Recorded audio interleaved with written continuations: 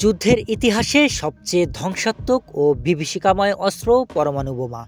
এক বিস্ফোরণ যা শুধু তাৎক্ষণিক প্রাণহানি ঘটায় না, ছড়িয়ে দেয় দীর্ঘমেয়াদী ভয়াবহতা মানবদেহে, পরিবেশে ও সভ্যতার বুকে।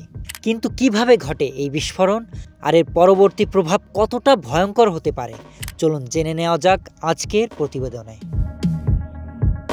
পরমাণু বোমার বিস্ফোরণ ঘটে পারমাণবিক বিভাজন বা পারমাণবিক সংযুক্তি নামক দুটি মৌলিক প্রক্রিয়ার মাধ্যমে।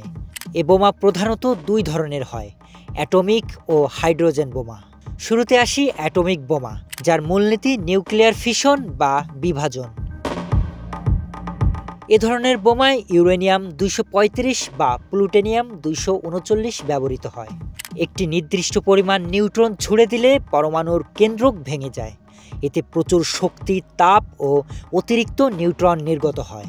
এই নিউট্রন অন্য পরমাণুতে গিয়ে আরও বিভাজন ঘটায়। এভাবে তৈরি হয় চেইন রিয়াকশন।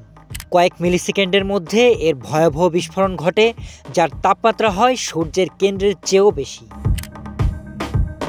অন্যটি হাইড্রোজেন বোমা, যার মূলনীতি ফিউশন বা সংযুক্তিকরণ। এটি আরও ভয়ঙ্কর, যেখানে হালকা পরমাণু যেমন ডিউটেরিয়াম ও ট্রিটিয়াম মিলিয়ে ফিউশন ঘটানো হয়। এটি অ্যাটমিক বোমার চেয়ে 1000 গুণ শক্তিশালী। এমন বোমার বিস্ফোরণ একটি দেশের অর্ধেক ভূখণ্ড পুরোপুরি নিশ্চিহ্ন করে দিতে পারে। এবার জেনে নেই পরমাণু বিস্ফোরণের পরিণতি কী হতে পারে। একটি পরমাণু বোমার বিস্ফোরণ 3টি ধাপে ভয়ঙ্করভাবে প্রভাব ফেলে। প্রথমত, বিস্ফোরণের মুহূর্তে সৃষ্টি হয় কয়েক লক্ষ ডিগ্রি তাপমাত্রা। মানুষ, ভবন, গাছপালা সব মুহূর্তেই ছাই হয়ে যায়। বাষ্প ও আগুনের কুণ্ডলী আকাশে মেঘের মতো বড় মাশরুম আকৃতির গম্বুজ তৈরি করে। বিস্ফোরণ কেন্দ্র থেকে 2-3 কিলোমিটার ব্যাসার্ধে সৃষ্টি হয় অগ্নিঝড়। পরবর্তীতে প্রচণ্ড চাপের তরঙ্গ আশেপাশের কিলোমিটার জুড়ে ভবন ধসিয়ে দেয়। গাড়ি, ট্রেন, উড়োজাহাজ সব ধ্বংস হয় মুহূর্তের মধ্যেই।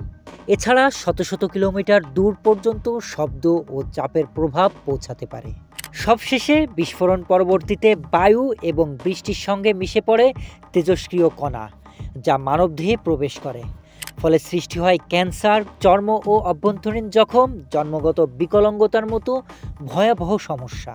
এছাড়া বহু প্রজন্মে চলতে থাকে জেনেটিক বিপর্যয় এবং পরিবেশ দূষিত হয় কয়েক দশক এবং শতাব্দী ধরে, যার বাস্তব উদাহরণ ইতোমধ্যে আমরা হিরোশিমা এবং নাগাসাকিতে দেখেছি।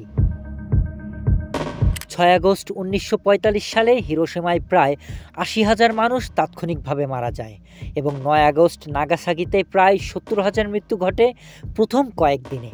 এরপর বছর জুড়ে আরও হাজার হাজার মানুষ মারা যায় রেডিয়েশনের কারণে। তেজস্ক্রিয়তা রয়ে গেছে মাটিতে, যার ফলে সেখানে এখনও জন্ম নেয় বিকলাঙ্গ শিশু।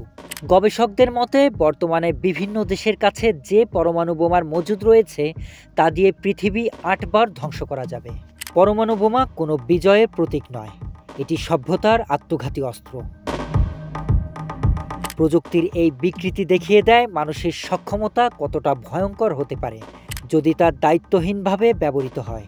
তাই কূটনীতি, পারস্পরিক সম্মান ও শান্তির বিকল্প নেই। Sharif Rahat, news desk, hello Bangla.